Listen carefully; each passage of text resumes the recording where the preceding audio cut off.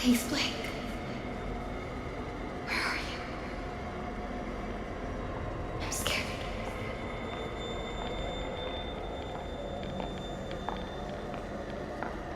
He's coming. He's here! Ah! Get away! I ain't had nothing. Righteousness cannot pass in blood by loins, but the blood of your heart. I came Papa's gospel. I copied him 100 times. If I knew where the outsider was... Prophet don't need your help in finding the devil's whore and her up me. Knoth questions even now other heretics at chapel. God will guide. I ain't a heretic. Oh!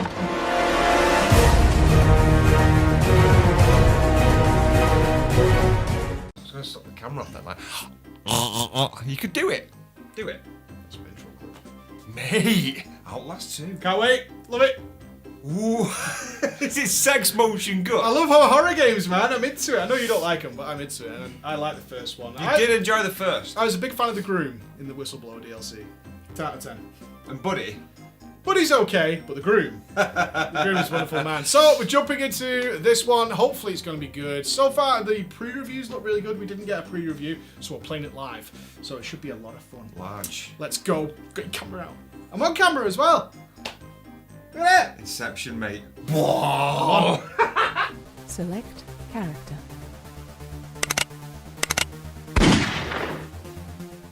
A bit too spoopy for me, this one, mate. Spoopy indeed. Not shitty pants spoopy though. It's not Freddy's. It's not Five Nights. It's not Slenderman. It's not out to get you at every corner. There's nothing. It's not one of those where It's got the box. cheap pop sort of like jump scare. I'll be honest. The first jump scare of the game is about 6 hours in. Oh wow. And that's patience, and that's what makes this game so clever, is they were like, hey, it's not a jump scare game for 6 hours, and then when it comes, you're like, you motherfucker. God damn, it's so well played. This is honestly, this is a real testament to horror design. And they've changed a lot from the first one. If they didn't have Outlast 2 on the name, and there's one thing in this that does tie it to the first, you would not know this is the second Outlast game. Oh, really? The story is totally different. That bears very little resemblance at all to the first, other than the video camera, obviously. Right, yeah. If you did play the first one and played the Whistleblower DLC, where they turned the gore and stuff way, way up and were less reliant on the camera, that's what this game is more like. Right, So okay. it's not like the original base Outlast game in many ways, which was a little bit more jump scary things. You know, you pop your camera up in the dark and there's a body in front of you, that kind of thing. Yeah. This one is far more cerebral. And they play with things in such a clever way. So let me get into the story then, because I've just said it's not like the first Outlast, which is not. In this one, you're playing Blake. Blake's a bit of a puss, gotta be said, which is part of the game, because you can't fight in the Outlast games. You can't No, fight I get it, yeah. So you're playing Blake, who's a guy who's a bit of a puss, and he's the cameraman for his journalist wife. And what's happened is a woman has come crawling out of the woods, or stumbling out of the woods, pregnant, and then died. And you're going in to get the story of what happened, where did she come from, all that kind of thing. And what you stumble into is a cultist town, Temple Gate, who is run by the one, the only, Father Knoth. It has to be Father And Knoth. his elite, crisp, baby-killing squadron. What? Be warned, there is a lot of kid death in this game. A lot of very Really? graphic, very gory baby death. Fuck me. So if that's like, I can't handle that, you're out. You're out. You just hang it up at the door. They make no bones about it. You're going to be crawling through horribleness. And it's all... the main crux of the two stories, there are two stories going on in this game. Right. The main crux of the overstory is about this cultist camp and Father Knoth, who had a revelation from God, saw a sign, or its ego, whatever you want to say, and decided that the Antichrist was going to be born amongst his flock, which is his people, right? His followers. And therefore, he just wipes out all the kids. And he has the parents do it. It's a real horrible... Jesus. The game is grim. Super grim. But there's also a second story going on. Which is the story of young Jessica, which takes Blake back to when he was about 9 years old, where his wife was there. They went to school together, and also this other girl, Jessica. And throughout the game, you're going to be uncovering what happened to Jessica. And along this runs parallel to the main story. How does she tie in with this? Is that I revealed can't in the spoil game? why. Okay, yep, okay. But what I can say is that they have done some stuff with transitions, Andy, because often you'll like crawl into a tunnel and then it'll like load for a second or something and then you'll come out into a different world. The transitions between the current world and the past are outrageously good. They're so seamless that you'll be having a very intense moment and you'll be doing something and then you'll literally turn a corner as you would with your mouse or your controller, whatever you're playing it on, as you naturally would in game, and suddenly you're in this different world. It's that seamless, and you're like, I like that. It disorientates you as it's supposed to do to the character. It's momentarily disorientating. You're like, oh God, I'm back in school again, and I'm 9 years old, and I'm investigating this thing. Yeah. And that's the main overarch of the story is this baby killing cult. Some people who broke away when they decided that they were going to kill the kids. As you can imagine, a lot of mothers were not happy with this. Oh, yeah. Despite the Antichrist who's going to end the world being born, and they break away. So there's two factions going on in the church world, and then in the other past world, in this memory sequence, is the story of young Jessica and what happened with her. And it all does tie together. What's interesting is this story has a huge amount of people trying to work out what actually happens. So it's very much open to interpretation. Right. We think we nailed most of it. However, the end of the main game is very open to interpretation. I was going to say, though, like, without going into spoilers, is from what you predicted quite early on, and I only saw bits and pieces I was working alongside, is when I saw the ending, it kind of felt like you nailed it. I think, and I believe, I truly believe this, that this movie is heavily inspired by a Kevin Smith movie called Red State. Right. Not in terms of baby killing, because that's even Kevin Smith who put someone in a walrus outfit probably wouldn't do a lot of baby killing. But certainly the way the game culminates is almost word for word what was intended for that film. Yeah. So I'm not going into too much detail there, but definitely I spotted it early on. I was like, okay, this game is starting to remind me of this. And then as we continued on, it was more and more parts of that movie came into what the overarching story is, despite the horribleness. Yeah. I do want to say, yes, it takes place in the same universe. So in the first one, they mentioned there's a second site. The first one's very much about a science experiment that goes awry. There is one note. So throughout the game, let's drift over to gameplay. So throughout the game, you're going to be picking up the Gospel according to Knoth, right? And it's really intense. They've written like a Bible. Right. Yeah, I'm talking pages of stuff about what's going on, written by Father Knoth that he passes out to his people. Alongside that, you're going to find letters that Knoth has written to his various people. So in the first game, you had one very large, dangerous enemy that would stalk you throughout the game. He was called Chris. In this one, they have something similar, a woman called Marta. And Marta is fuck terrifying. But what you're going to find is letters sent to Marta, because Marta's a God-fearing woman, and she's not happy with the fact that she has become the blade of the church, essentially. Yeah. And you can feel almost this bewitchment in his words. It's like, if you weren't to be doing this, Marta, then that in itself would lead to death, and that's bad. Your laziness and your sloth. And it's all done in a very religious text. It's all very over the top, of course. But then you'll find all these letters and you'll find notes. And they're scattered throughout the game. But you'll find one note at some point, which is a very vague, super vague link to the first game. And that is it. Honestly, that is the only link that I found throughout the entire game that links the two in any way, shape, or form. And it's one note that you could easily miss out of a lot of notes and pages that so even if you don't get that note, though, is it still good if it would be its own standalone story? Absolutely loved it. Cool. Especially if you like puzzle stories. Yeah. Like, what could have happened here? I've read about 13 different ideas about what happened. I've got my theories, and they've got their theories, and a lot of them are very different. But all of them work. Can I just ask as well, you don't need to have played the first to play the second? Oh, absolutely not, no. If it wasn't called Outlast 2, it could be a standalone game. Yeah. Besides the video camp. Cool, so, that's good news. Continuing with the gameplay then, the video camp, what they've done is learn a lot from the first one. In the first one, you realise about halfway through the game that the enemies in the game aren't dangerous because you can always run away from them.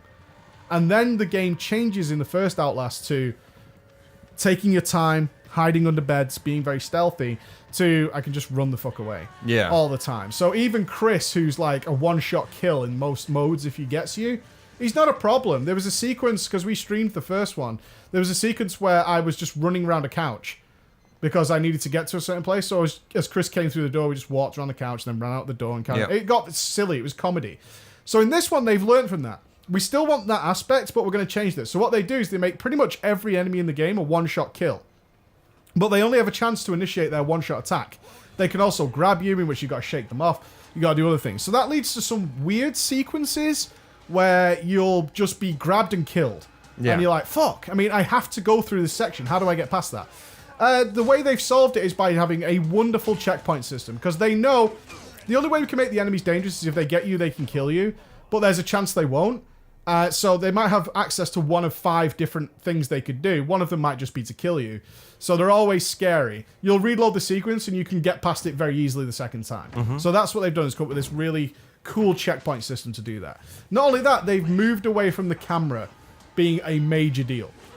I think they realized in the first one that the camera's main influence on the game is actually when it's pitch black and you've got to use the night vision mode. Yeah. Oh, yeah, of course, yeah. Yeah, so they've moved away from you feeling like you need to have the camera up all the time, and it's far more sparing.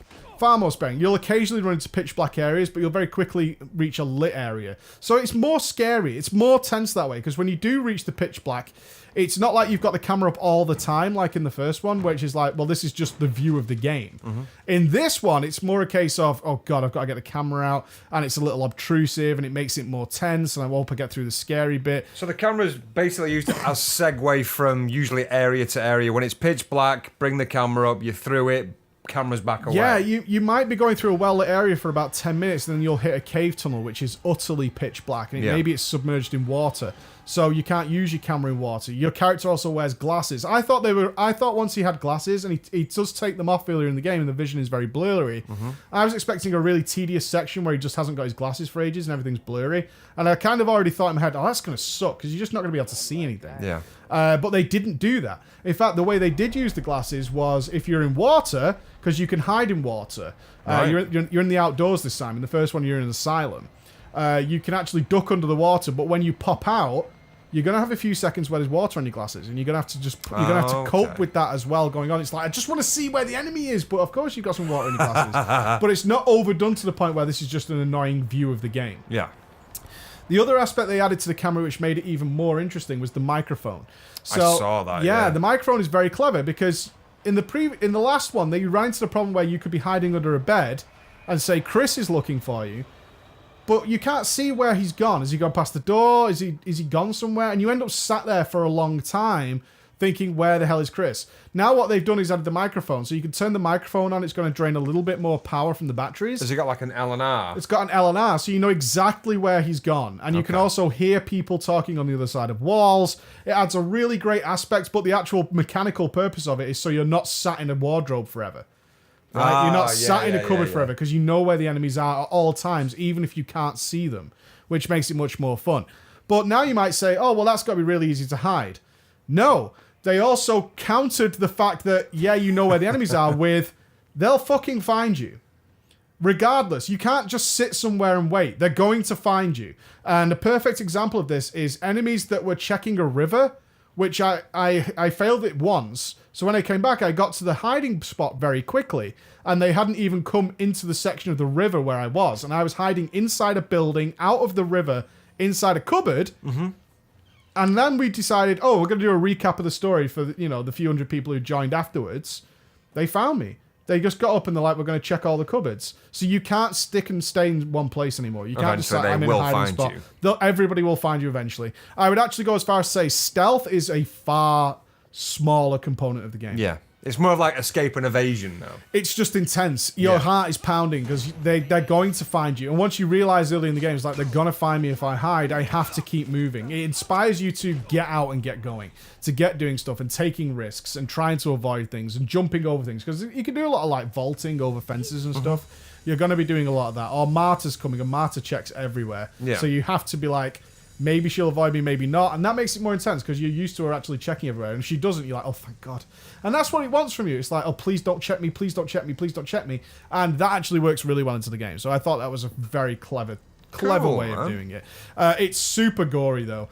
if you played the Whistleblower DLC in the first game, It's got stepped up from the main storyline, didn't it? A lot. yeah, so the main game is reasonably gory, it's fair to say. There is some gore in the base game. Nothing compared to Whistleblower and nothing compared to this one. It is Really? grim. Stepped But up the way again. they play it out, again, very clever. This game is full of really clever horror things. Is that the very beginning of the game is really gory. As if to say, if you can't handle this, you're not going to handle the rest of it. So you might think from that they're just going to keep turning it up. They don't. Honestly, about an hour after the beginning, the gore turns way down for the majority of the game. It's almost like, there's the gory bit. That's not really what we're about, though. Yeah. We're not about the gore. We're going to show you the gore for the shock value, but then we're going to bring it back in. And I thought that was super clever as well. He's Yeah, I turning like that around. style of play. Another really cool thing they added in this one is in the first game, pretty much everybody's an enemy. If you see somebody, you're in trouble. They really play with friendly and unfriendly NPCs in this one. Now, when I say friendly, I am just saying people who aren't going to attack you. So there's some very clever sections where some of the women and some of the men of the city just want to be left alone. Right. And they're only going to attack you if you get in their business. Other than that, you can walk right past them, fine. But you don't know that. So we walked into a Fucking town hell. where there's a woman in the streets who's preaching hardcore. Yeah. And we're like, fuck, dude, we got to get away from her. And then we noticed that there were some men just watching TV in a house. So we opened that door. They killed me. So I'm like, Jesus. Because I broke into the house. Yeah, I yeah, broke into the makes house. sense. They killed me. So I was like, how do we get past this? I couldn't find a way around it. So I was like, fuck it. And just walked up to her. She was totally fine. She was just preaching. She's just walking the streets preaching. She had no issue with me at all. Was totally fine with me. That's a wandering around. mechanic that you very seldom see in any kind of horror game like that. Yeah, because it kept you guessing, and this is hours into the game. You don't know. You don't know who's an enemy and who's not, and they're all bad. But what you'll encounter is, because of this baby murder underlying thing that's gone on throughout the game, is a lot of the people who are part of the flock weren't into it. They didn't Yeah. want to kill their kids. I mean, you will find out about people who had to kill their own kids and their own wives to get rid of the childs and stuff. They're not into it, and they're still believers to an extent, but they're not.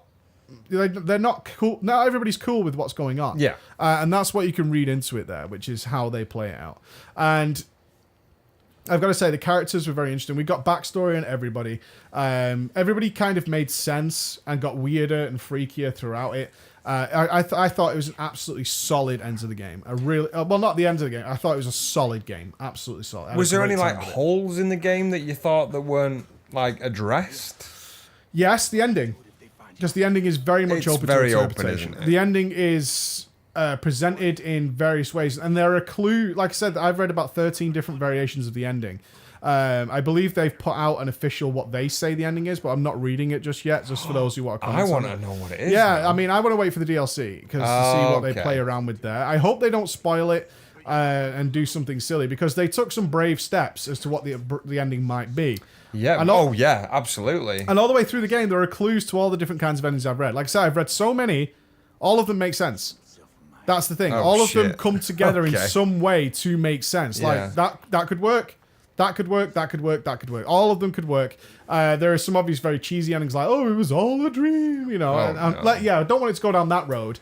Hopefully it doesn't, because without going into spoilers, like the style of cinematography at the end, it kind of opens that door, man. Yes, it does. You don't, but like from the entire game, there's no indication apart from like the last scene where it could have happened. It could have happened. Could have happened. It could have happened. And I think that's a great thing about the But game. look at is all the way, look at the controversy and like debate that it started though, the ending as well. That's what you and want. none of as it I said, negative. It's a very it's one of the most cleverly designed horror games. And what was also interesting is people who watched us play Resident Evil 7 hadn't seen the first Outlast, and they were like, "Oh God, this is like Resident Evil 7." I was like, "No, Resident Evil 7 is like the first Outlast." Yes. That's where they got a lot of inspiration from, and this is where it came from, all these kind of ideas. You're still going to be walking along ledges and sliding around and doing all this kind of stuff. The addition of the cornfields I thought was beautiful. I haven't seen anybody do cornfields in a horror game really Oh, well. I missed that part. It's very intense because you can't see anything, and you're just moving through the corn, but you can keep seeing these flashes of light coming through, which is people with torches, and you're like... And occasionally you just stumble into people because their torch was aimed the other way and you couldn't see them. And it creates all these wonderful moments that you're like, God, yeah. It's very intense. Honestly, it's super intense. And a lot of people watching us play it were like, this is a lot. And there is a lot to take in. But again, that comes down to how cleverly the game is set out and paced. It's not a very long game. Then we finished it in 7 hours. It's not a very long game. As I'm saying, a jump scare is not going to occur till 7 hours in there. They set up some very clever scenes that all make sense that are just horrible because you know it doesn't matter if anything happens. And I thought this was really clever of them as well. Is sometimes they will put you in an awful, awful situation where your imagination is making the horror happen. And they have nothing happen. They have nothing happen. They just put you in a scenario where a sort of less cautious developer would have thrown something horrible in there. And we've been trained to expect that. Oh my god, this situation is horrible. There's going to be something horrible at the end of this. But there isn't. But there isn't. But your imagination's done all the work. Trying to lower your defenses, isn't it? Exactly, because your imagination's done all the work. They've already scared you. Yeah. They don't need to put anything there. But what they can do is do that a few times in different levels, so it's not as creepy, but then it's really creepy and not. And then when they do have something happen, it's timed wonderfully to the point where this has happened to me like 6 times. Yeah. And nothing's happened. And then it happens, and then you're like, oh my god, like the proper jump scare that occurred was just horrible because it was like, this isn't a jump scare game. And then they get you, it's like, yeah, we can still use a jump scare, but we're going to be patient about it. Yeah. Where other developers wouldn't have. And including those transitions into the past. I mean, they must have done, I'm guessing here, but it's about 15 or 16 transitions to the past. Oh, really? Oh yeah. Yeah, I caught a few of them, and I few minutes. Yeah. But it's never like, oh god, back here. Back here. Because that's equally, if not more interested in what's going on in the real world. And they can, they seem to be able to take you from, sorry to say the roller coaster analogy, but really at the height of intensity down to a nice plateau of snow. But that in itself's got an eeriness, so you're going from heart-pounding intensity down to snow very quickly, which I thought was very cool. My conclusions on it then, it's really dark. Fans of the first one should enjoy this one, although bear in mind if you didn't enjoy the DLC because it was too much for you, not for you, bruv. this is probably not for you. It's probably not for you because this is the DLC plus. But I can tell you, and I swear to you, is a lot of the really horrendous gore is at the very beginning of the game, and then that quickly drifts off into a game of questions, answers, weirdness, freakiness. Still gory elements, but nothing like you're going to get in the first hour. Yeah. It's much less hide and seek. So if you remember the first game as being sat under a bed waiting for Chris to walk by for minutes at a time, there is none of that in this one. It's all about stick and move, and they give you the tools to do that. You've got the microphone and the camera, so you know. I mean, it happened to me. I got caught in some woods with Marta walking around, and because I'd ran from her because she'd seen me, I was like, I don't know where she is. So I just turned on the microphone. I was like, okay, Marta's over there. I can go this way. Okay. Yeah, exactly. Because it's just a case of, I don't want to sit in a locker for 5 minutes. Eventually, it just gets boring and tiresome. Yeah. So you're never doing that for more than a few moments at a time because you can always adjust and move around. They don't overly use the camera. There's a very interesting system that I don't think worked very well, is this time they have you recording things as if you're still taking the story from a journalism perspective. Right. It saves the recordings. So you record them. Basically, he'll say a quip, like a random piece of dialogue while he's out walking. That means, okay, there's something. You might go, oh my God. Oh, Jesus Christ. And that means pull out your camera and take a look what's going on. And you'll record it, and you have to hold it there for a few seconds. Kind of cool if you want to go back and recheck elements of the game, but it's out of your control, and that kind of broke it up. And I've no doubt I missed loads because I just didn't care that much about that. Yeah. It was an addition to the game that I don't think was... It's optional. I don't think that worked.